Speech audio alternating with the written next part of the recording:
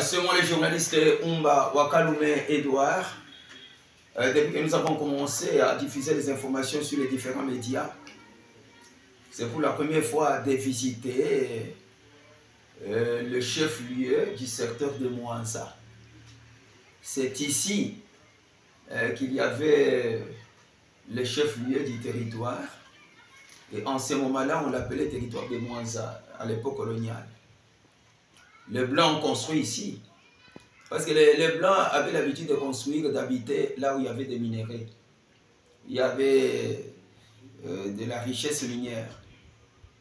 Alors c'est un milieu, c'est un site historique. Historique pourquoi? Parce que les Belges ont installé le chef-lieu du territoire ici.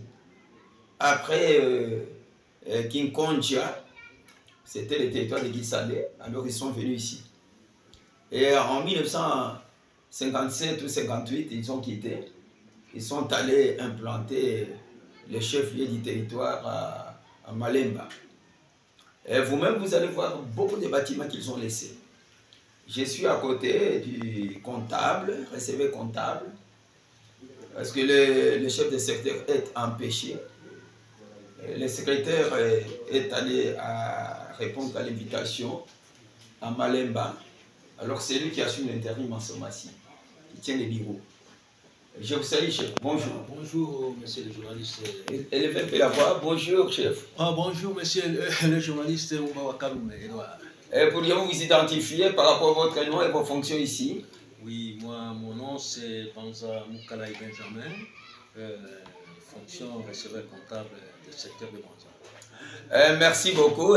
Comme le chef de secteur est empêché, le secrétaire a quitté Seya, parce qu'ici nous sommes à Seya, c'est le chef-lieu du secteur. Pourriez-vous un peu nous dire quand est-ce qu'on avait transféré le chef-lieu du territoire vers Malemba? C'était presque en quelle année? Bon, selon l'historique, on m'apprendra que c'était en 1957 que les territoires, donc les Belges ont immigré vers, ont déplacé les bureaux à Malemba, de Mwanza à Malemba. Merci beaucoup. Et je suis très impressionné quand je suis arrivé, parce que ça fait longtemps. J'ai vu un beau bureau avec une beauté esthétique. C'est vous qui l'avez construit avec quel financement? Bon, ce n'était pas nous qui avions construit ce bureau. C'est un bureau qui a été laissé par les Belges, mais réhabilité par le secteur de Mwanza. Merci beaucoup. Coup de chapeau. C'est avec quel financement? Avec la rétrocession ou avec les recettes locales? Avec la rétrocession, la redevance minière et les recettes locales. Merci beaucoup. Il y a combien de bâtiments laissés par les Blancs, là où ils travaillaient? Bon, ici? Je ne saurais pas exactement, comme je suis encore nouveau, mais il y a quelques bâtiments qui se trouvent à quelques distances, qui ont été 3 ou bien 4 bâtiments comme ça, laissés par nos colonisateurs belges. Par les colonisateurs belges? Oui. Merci beaucoup.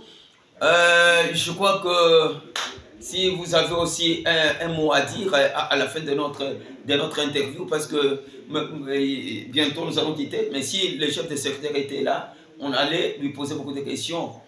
Comme il est empêché et nous sommes obligés de vous poser des questions avec beaucoup de réserve. Est-ce que vous avez le dernier mot à nous dire? Oui, le dernier mot, depuis que nous sommes là, on a réhabilité la route.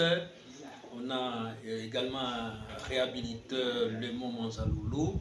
Nous sommes encore intervenus au niveau du pont de l'Ovoï.